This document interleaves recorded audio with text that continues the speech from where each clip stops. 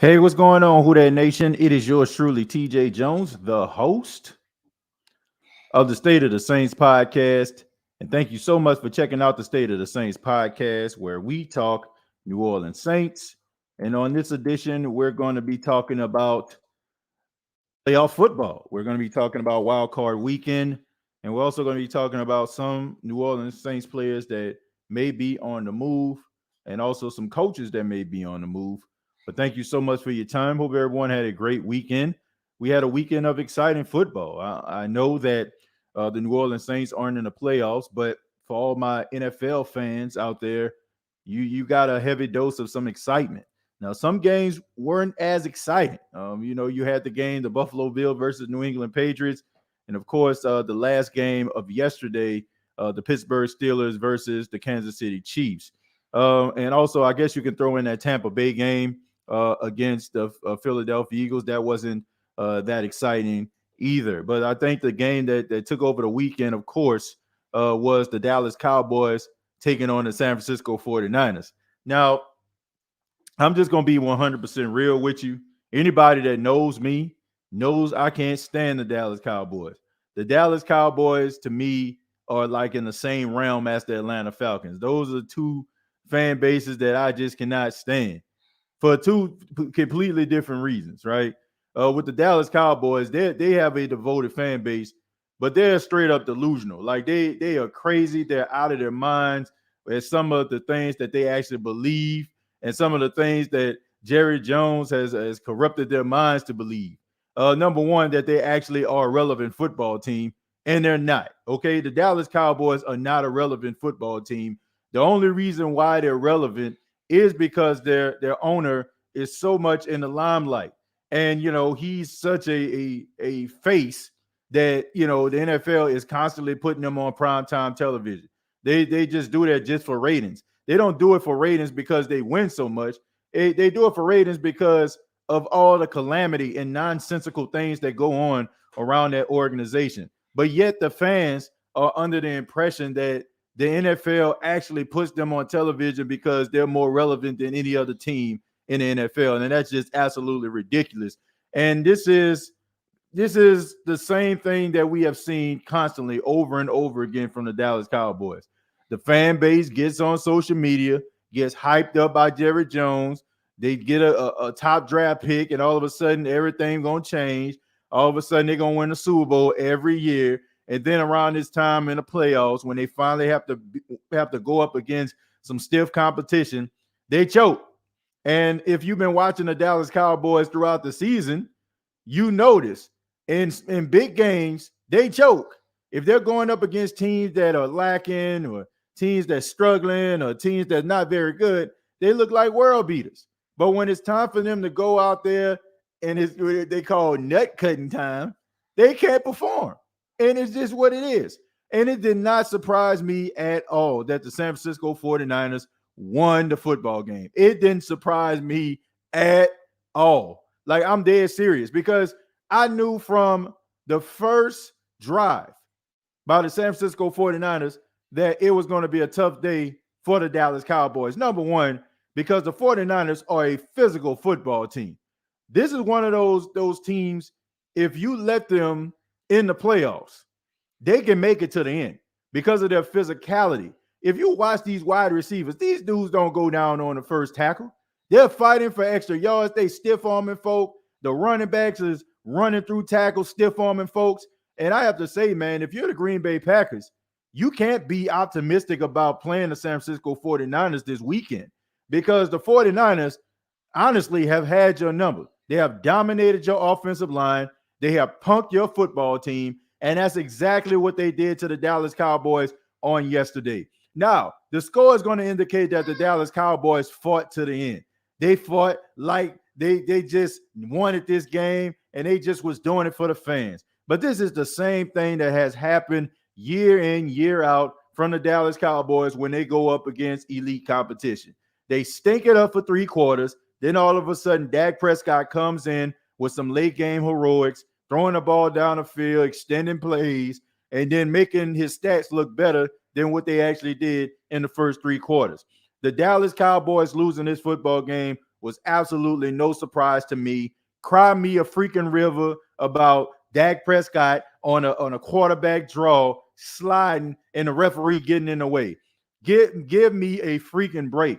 The fact that you are even in this football game is nothing short of a miracle. Okay, if Jimmy Garoppolo would have connected with Brandon Ayuk, we would have been having a completely different story. If Deebo Samuels would have fought a lunch a little closer and got a first down, we would not be having this story.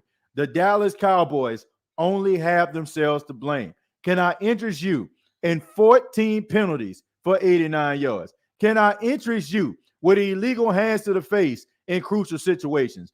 Can I interest you in your quarterback not throwing the ball to the referee so he can reset for you to at least have 1 second or 2 seconds on the clock?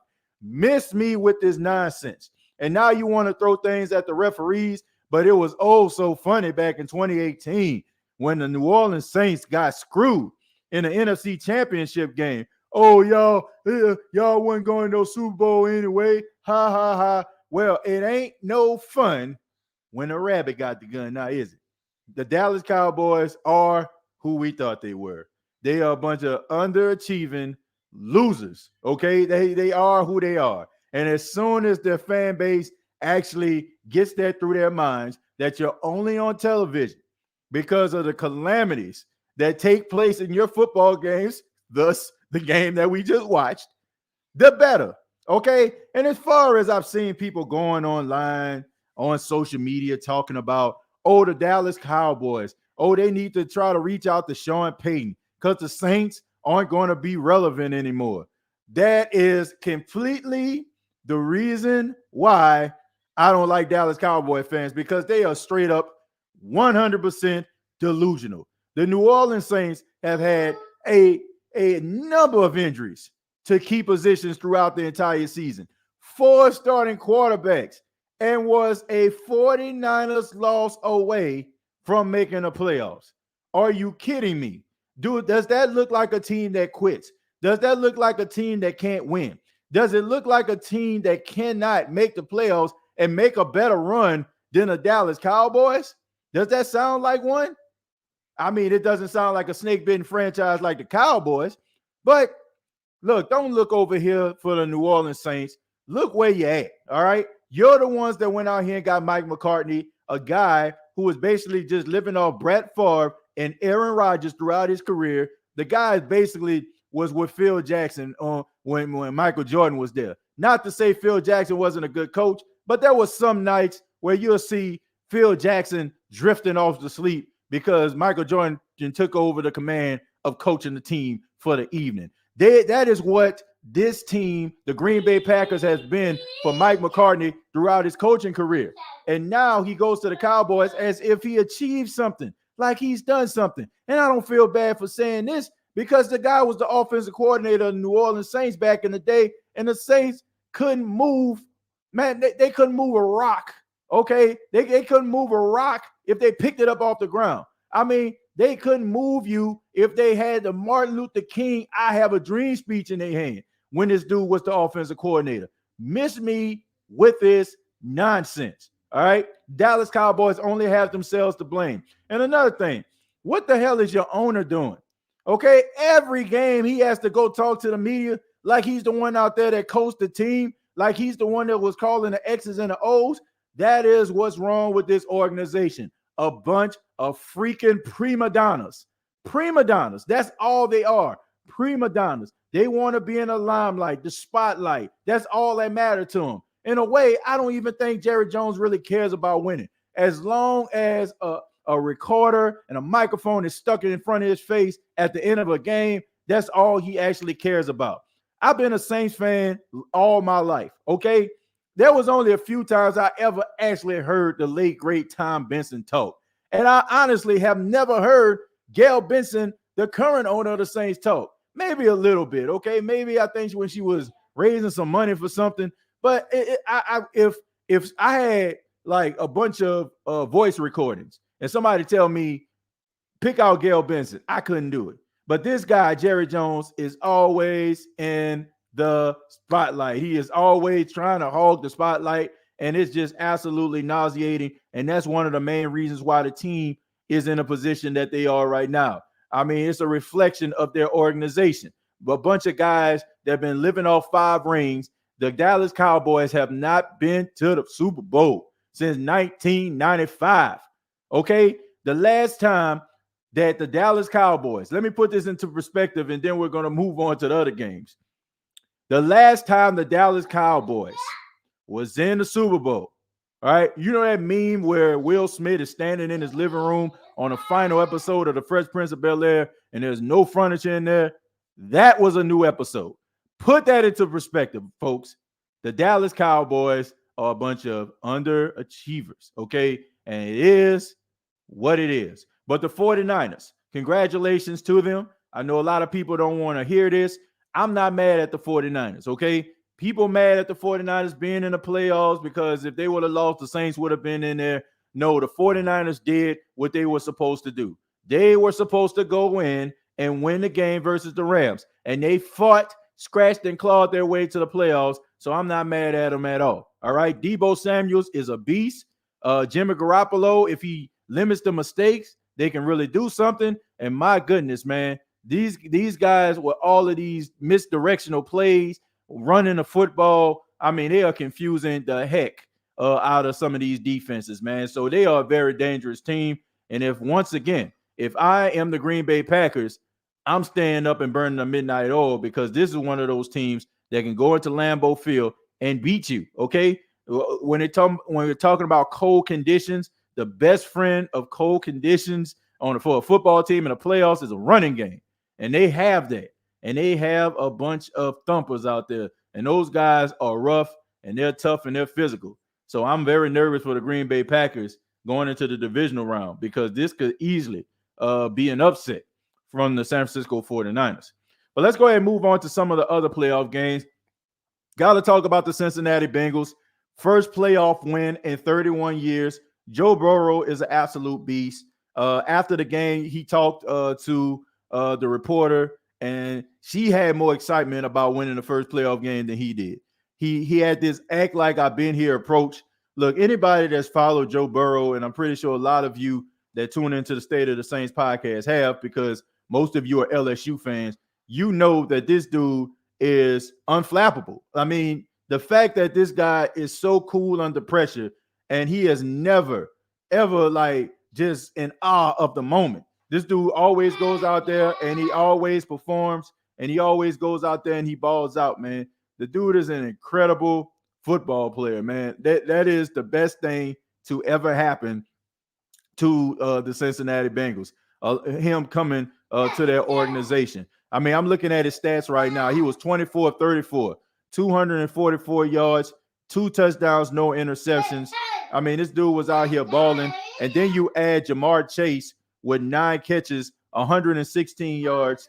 And, you know, like these guys were out here balling, man. This was a team that understood the assignment. Now, this was another game that actually was wrapped up in controversy.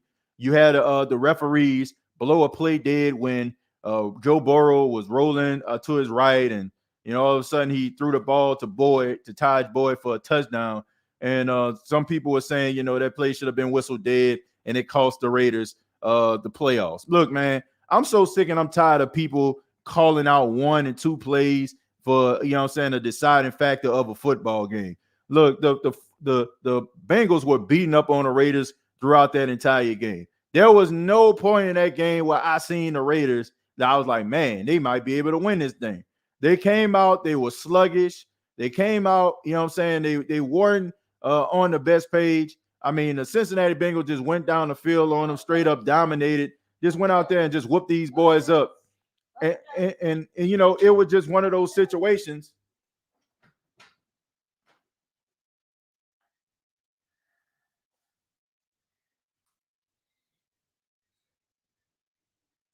Well, the Cincinnati Bengals were just way more talented than the Raiders. And you know, you look at a guy like Derek Carr.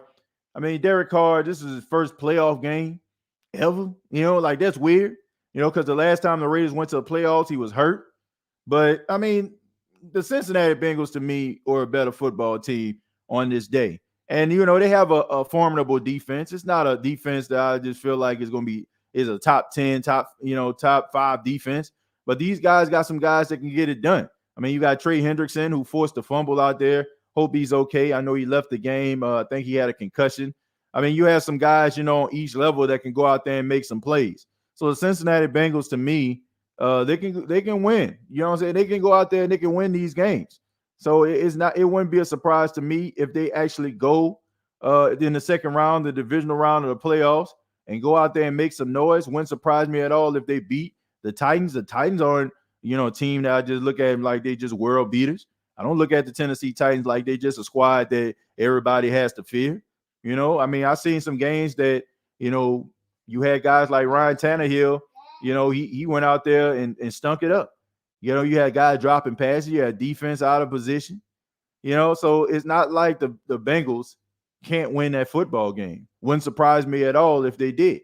But at the end of the day, the Cincinnati Bengals to me were just a better football team than the Raiders. I'm glad to see that the Bengals have finally got that monkey off their back. You know, 31 years without winning a single playoff game. But you have the right quarterback. You have the guy I feel like can lead you, you know, to the next level, and that is Joe Burrow. And you combine him with T. Higgins and Jamar Chase and, you know, and guys like that, and Joe Mixon. I think those guys can really make some noise for years to come. Then you had a couple games that, to me, were just a waste of everybody's time. Okay, the Tampa Bay Buccaneers taking on the Philadelphia Eagles. I mean, look, the Philadelphia Eagles, they got into the playoffs. They would not be in the playoffs if the 7th seed didn't exist. Okay, and there's a part of me understands why for years the 7th seed didn't exist, because there is a huge drop off, right? You know what I'm saying? Like, there's a huge drop off when you add these seven seeds onto the playoffs. Now, it does generate money and it does add an extra game, and I understand all that kind of stuff there. You know, bravo. But the Philadelphia Eagles had no business in the playoffs. Okay, I mean, look, Jalen Hurts, to me, okay, the dude is a RPO, a Swiss Army knife type quarterback at best. Okay, the Tampa Bay Buccaneers went into this game with this type of recipe. We're going to go out here, we're going to go up, you know, we're going to jump on them real early, and we are going to make Jalen Hurts beat us with his arm. And he couldn't do it. He could not do it, man. If you're not out there running left to right, doing all these RPOs and allowing the running game to reign supreme, then you weren't going to win this game versus the Tampa Bay Buccaneers. This was a horrible matchup for the Philadelphia Eagles, and it was a great matchup for the Tampa Bay Buccaneers, especially for a team who has been dealing with injuries throughout the season. You know, Chris Godwin being out, Leonard Fournette being out. I think Ali Marpet, if I'm not mistaken, was out. I mean, you had some guys that were hurt. You know, Christian Wirfs got hurt in the game. Jensen got hurt. So it's only just adding on. And, you know, I just think that the Tampa Bay Buccaneers, they got the luck of the draw. They got the luck of the draw. And, you know, they went up against a team that wasn't very good. And, you know, the Philadelphia Eagles proved what a lot of people have been saying about them, that they weren't a very good football team. They were a good rushing team, but they are a team that has to play with a lead. If their defense is not out there making stops and they're not out there running a football, averaging 5 yards a clip, they're not going to win. And I just think they were outmatched. I don't think it was anything that Brady was just doing that was just so spectacular. I just think that it was just a bad match. But the Tampa Bay Buccaneers are moving on. We know that the Green Bay Packers are taking on the San Francisco 49ers. So the winner of tonight's game, the Los Angeles Rams and Arizona Cardinals, will take on the Tampa Bay Buccaneers. And I feel like the Bucs will probably have a little bit more of a stiffer competition going into the divisional round. So they're really going to have to step it up the next week. I feel like this past week was a little bit of a number 16 versus a 1 seed in the NCAA tournament. That's what it felt like to me.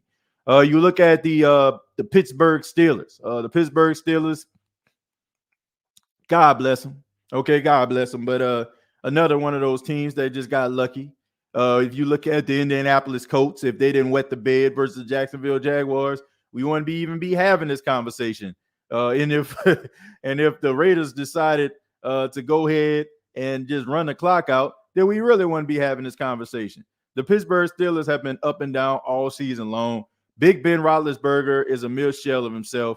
Wouldn't surprise me at all if he hangs up the cleats after this season. He was completely inaccurate. He can't move around the pocket like he once did. He's overthrowing guys. He's underthrowing guys. And it just seems like the chemistry that he has with those wide receivers aren't there, and then you mix that with the defense. Yes, you have TJ Watt, who led the league in sacks, tied Michael Strahan's record for more sacks in the season. Congratulations to him. But at the same time, I mean, this is not your grandfather's Pittsburgh Steelers. Okay, these aren't the guys that was, causing teams to,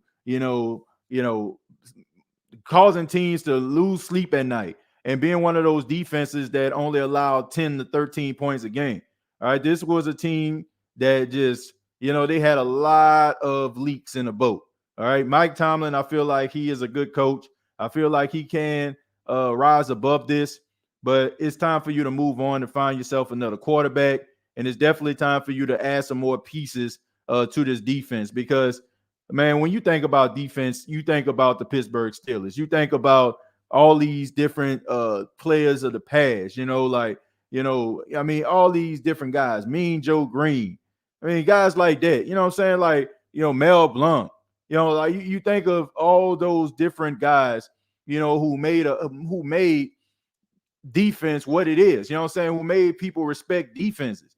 And when you look at all these, these guys lately, they're not the same Pittsburgh Steelers. So didn't surprise me at all that the Kansas City Chiefs won this football game very comfortably. You look at Patrick Mahomes throwing for 5 touchdowns, straight up embarrassing the Pittsburgh Steelers, but that was more of a message. Okay, we seen a game which I'm about to talk about, the Buffalo Bills versus the New England Patriots, and how the Buffalo Bills just dominated that football game. So that was a little bit of a message to the Buffalo Bills saying, hey, y'all can put up points, so can we. But this game wasn't close at all. I mean, it was just complete domination. I mean, one team felt like they deserved to be there. The other team just seemed like they were just happy to be there. But, I mean, the Pittsburgh Steelers should move on, determining, by the tears in Big Ben Roethlisberger's eyes. I think we all can agree that this is most likely his final game as a Pittsburgh Steeler. But he had an incredible career. Big Ben has nothing that he needs to hang his head about. I mean, it may not end it the way that he wanted it to end, but he's still a guy who is going to most likely go to Canton, and he's one of the most well-respected Pittsburgh Steelers players of all time. And a lot of people might consider him the greatest Pittsburgh Steelers quarterback of all time, surpassing even the great Terry Bradshaw. So, I mean, congratulations to him. Pittsburgh Steelers are eliminated from playoff contention, or better yet, they're just eliminated from the playoffs altogether. And at the end of the day, I mean, you just move on and find ways to get better. And then you have the New England Patriots taking on the Buffalo Bills. The Buffalo Bills exercised the demon that was the New England Patriots. Look, the New England Patriots have dominated that division, the AFC East, for years. Okay, they have dominated. When Tom Brady was there, they were just absolutely dominant. I mean, Tom Brady. I mean, this dude has so many T-shirts in his closet from championships. It's just absolutely ridiculous. And the The Buffalo Bills, I mean, they went like years not beating Tom Brady in their own home stadium. I mean, that's how bad it got. So the Buffalo Bills are definitely flexing their muscle, really beating up on New England Patriots for all those years. They were the whipping boys of the Patriots. They beat the Patriots 47-17. When you look at the Buffalo Bills, they scored on their first 7 possessions. Josh Allen, 21-25, 308, 5 touchdowns. I mean, it was just absolute slaughter out there, and it was nothing that the New England Patriots could really do about it. Look, the New England Patriots missed the playoffs last year. They found a way to get themselves back into the playoffs this year, and I think the sky's the limit for the New England Patriots. Mac Jones, I feel like he's a very smart quarterback. The game only going to slow down for him as he gets experience. And you have Bill Belichick, who I feel like is one of the greatest coaches of all time, if not the greatest coach of all time. I think that he can help this team get over this hump. I don't buy into this whole, he needed Brady type stuff. I think that Tom Brady is a great quarterback, and I think that Bill Belichick is a great coach. But I do think he has the right pieces in place. Probably need a few more guys, maybe, another running back, maybe another receiver that somebody fears. But at the end of the day, the New England Patriots were just not ready. The Buffalo Bills have been waiting for this moment. Last season, they got all the way to the AFC Championship game and lost. And these guys are trying to go out there and do something that they have never done as a franchise, and that's win a Super Bowl. Buffalo Bills fan can understand all those Super Bowls they've been to. You can't win it if you haven't been in it. But I guarantee you, these Buffalo Bills fans, they are chomping at the bit. They want a Super Bowl championship. And I feel like right now they got the right combination. They got the right combination of offensive players, and they got the right combination of defensive players. You got a defensive-minded coach, and you have a great offensive coordinator that has brought out the best in Josh Allen, and that's nothing more you can ask for. You got Stephon Diggs out there, who is arguably the best route runner in football, and you also have a bunch of guys out there offensively like Emmanuel Sanders, and you also got, guys like Croft. I mean, these guys can go out there and they can make some plays, man. So I'm not too concerned about the Buffalo Bills and where they're going to go. I think that they're one of these teams that they're going to be absolutely incredible. And I say Croft. I meant Dawson Knox. My bad. Dawson Knox. Dawson Knox is the guy I was referring to, the tight end. But they got a lot of weapons out there, so it would not surprise me at all if the Buffalo Bills go into Kansas City Stadium, Arrowhead, and knock off the Kansas City Chiefs. The Kansas City Chiefs, to me, I still feel like they haven't really been exposed yet, and they're not like the teams that they have been in the past. I think that they rely way too much on Patrick Mahomes throwing the ball all over the place, and if you have the right defense, you can neutralize these guys. So I feel like that can be one of these things that can possibly happen. The Buffalo Bills knocking off the Kansas City Chiefs. Of course, I'll talk about that game later on. But that was Wildcard weekend. We have another game coming up tonight. If you're checking out this show on a Monday, I'm recording this on a Monday morning. And you got the Arizona Cardinals taking on the Los Angeles Rams. Look, I have absolutely no faith in the Los Angeles Rams. Do I feel like they can beat the Arizona Cardinals? Of course. But I just think that the Los Angeles Rams remind me of some of those earlier Saints teams. That's what they remind me of. They remind me of a bunch of guys that can put up a bunch of points, but when it's time to make a stop, when it's time for the defense to buckle down, they can't do it. Okay, they got a bunch of players on the team that can put up points. They got the right pieces in place offensively. They got a good offensive play caller, but when it comes to the defense, when it comes to guys making stops, they cannot do it. And then not to mention, I feel like they are a little bit light in the loafers, if you get my drift. They're a soft football team. I feel like if you go out there and you hit these guys in the mouth, they'll shrivel up like a piece of paper. That's the way that I feel about the Los Angeles Rams. And I'm not just saying that because they lost to the San Francisco 49ers, but it has a lot to do with them losing to the San Francisco 49ers. Not that I'm looking at it as sour grapes, but I'm looking at the fact that you had a 17-3 lead over a team and you allowed that team to get back into the game because they out physical you.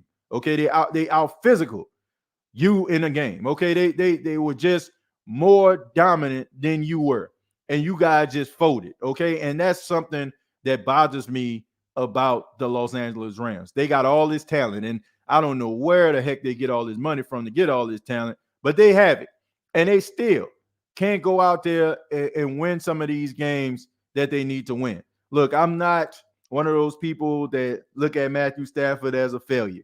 I feel like Matthew Stafford played all those years for the Detroit Lions, so that aroma of funk and stink is all over him, not because of his doing. It's because, look, you may, you know what I'm saying, like, you may fall into the trash can, but you're not trash. And I think that's what happened. Okay, a lot of people are considering Matthew Stafford as trash because he was in the dumpster. Okay, and when you get out the dumpster, you still have the aroma of trash. Okay, he just hasn't taken a bath yet. Okay, and people ain't respecting the Ivory soap, you know what I'm saying, or the Axe body wash. All right, Matthew Stafford is a good quarterback. Does he make mistakes in times? Yes, but I've seen Matthew Stafford, illustrate comebacks, great moments. You know, like the legendary moment where he separated his shoulder, still didn't want to lead a game.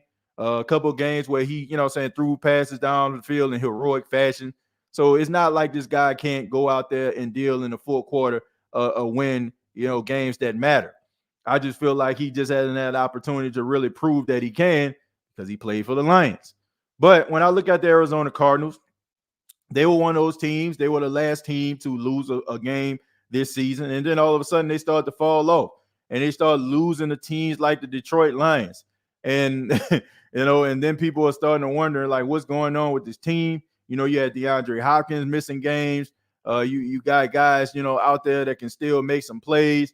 But at the end of the day, you gotta go out there and you got to prove that you belong. Okay, you guys made it to the playoffs. Cliff Kingsbury has proven that he is the right coach for the job. Defensively, you guys have really stepped up. Got a lot of young players in the secondary and also guys on every level. But you got to go out there and prove that you actually belong. All right, you got to prove that you can beat a team like the Rams. Now, do I feel like they're going to beat the Rams?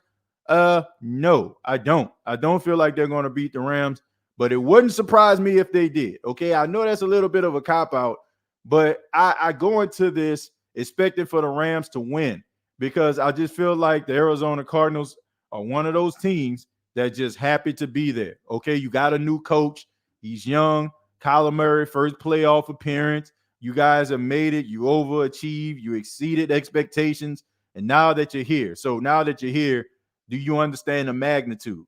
And I just feel like these guys may not understand the magnitude. Even like last year with the Los Angeles Rams, you had Jared Goff. He was dealing with an injury. You know, he wasn't able to go out there and really put his best foot forward. And it cost the Los Angeles Rams to lose, okay, because he wasn't, at 100%. But we are here now. You got a better quarterback in Matthew Stafford. You got the pieces. You got Odell Beckham Jr. You got the leading reception leader in Cooper Kupp. I mean, you got other guys, that out there that can make some plays. You got different, guys that can catch the ball out of the backfield. I mean, you got everything that you need in order for you to win this football game. So you should. But the Rams do remind me of one of those older New Orleans Saints teams. I mean, so at the end of the day, I don't know what I'm going to get. Life is like a box of chocolates. You never know what you're going to get.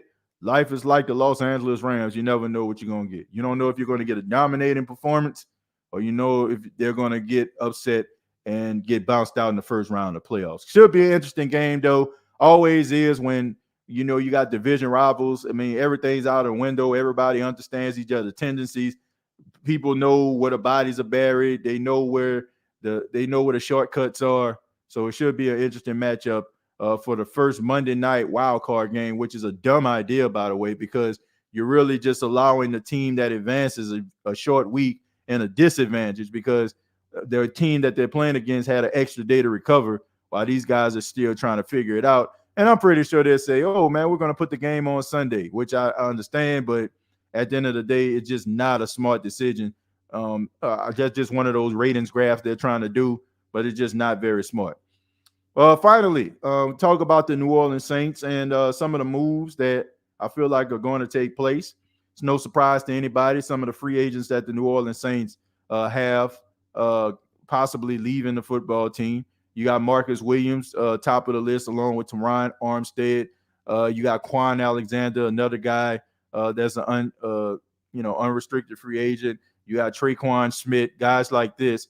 So what are the Saints going to do? And not to mention, you have some coaches out there, that executives could possibly lead a team. We know about Jeff Ireland interviewing with the Chicago Bears for their GM job. We know that people have had Kai Harley out there, the executive inside the office, the mastermind behind the salary cap.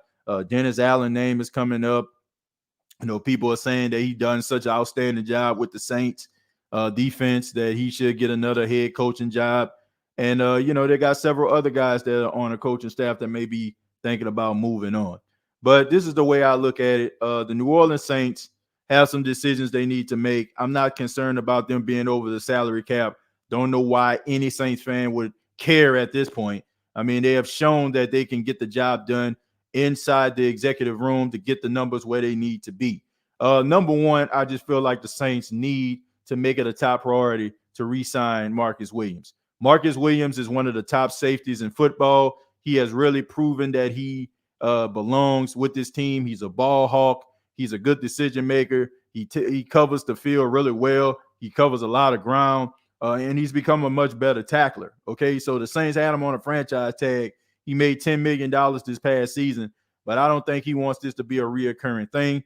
I think the New Orleans Saints need to go ahead and re-sign Marcus Williams, which leads me to my next point. Teron Armstead. I think that Teron Armstead time is up in New Orleans. I think that if the Saints really wanted him to stay, they probably would have re-signed him earlier in the season. But Teron Armstead still has a lot to give to a football team. He's just been dealing with injuries, and you have to take that into consideration. When a guy is often hurt, okay, when you can't count this guy to be on the field for 16 games, or in this case, 17 games, I mean, you have to really look at where you want to go from here. I do think that the Saints are probably going to move on from Teron Armstead, allow him to test the free agent market. Somebody is going to pick him up because if he's healthy, he's one of the best left tackles in football, but he has to stay healthy. I think the Saints are most likely going to transition and try to move on to Landon Young. The guy was a rookie out of Kentucky, played in one game, played pretty well, but he ended up getting injured. So I think that the Saints are probably going to try him out at the left tackle position and try to see if they can actually find something there. Also can see the New Orleans Saints possibly looking for free agents for the left tackle position or even in the draft. That's the way that I see it. As far as some of these other players like Traequine Schmidt, I think that you just have to cut your losses. Some people get mad at me for talking about Traequine Schmidt. Oh, you talk about Traequine Schmidt, you too hard on Traequine. No, I'm not.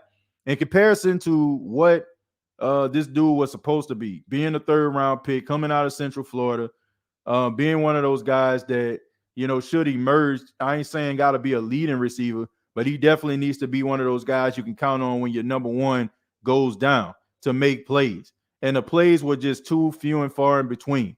Traequine Schmidt to me is a guy that can land on somebody's team because he's a hard worker. He's one of those guys that's he'll do the dirty work for you. He'll block for you, for your running backs. He even catch you a pass or two on third down.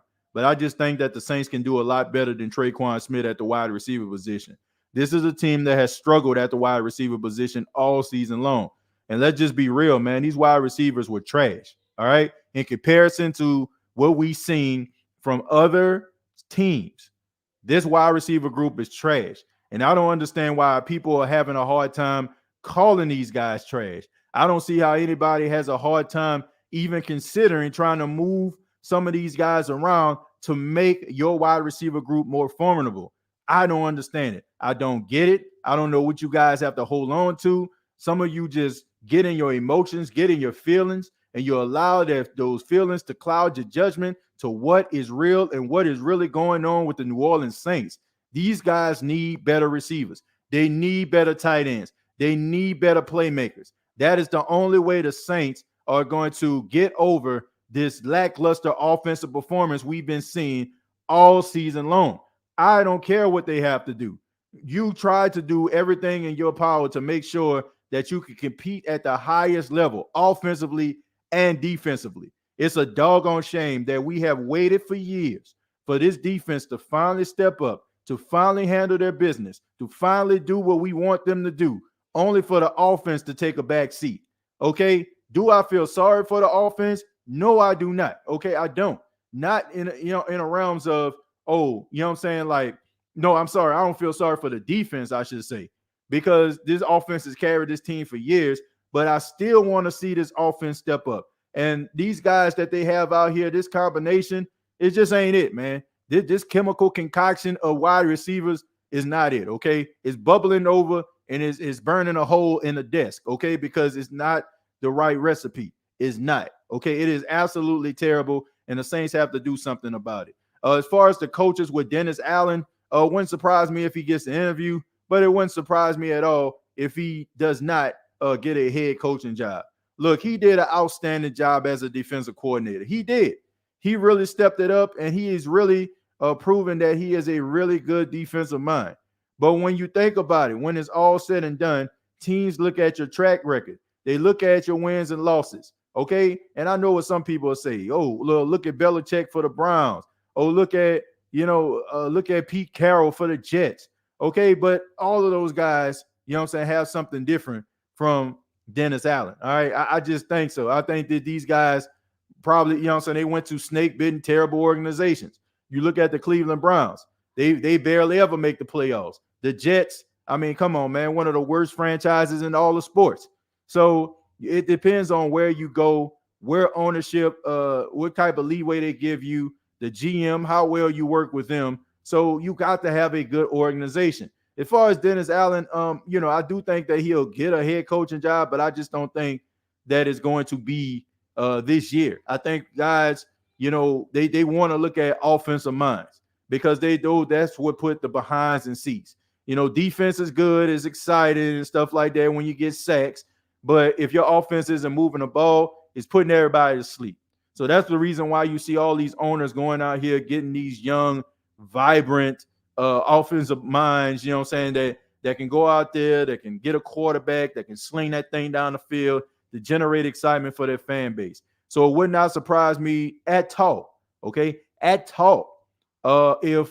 Dennis Allen does not get a head coaching job. I mean, if he does, congratulations to him. But I just think with the combination of his track record, not winning a lot of games, I don't even think he won 10 games with the Raiders when he was the coach.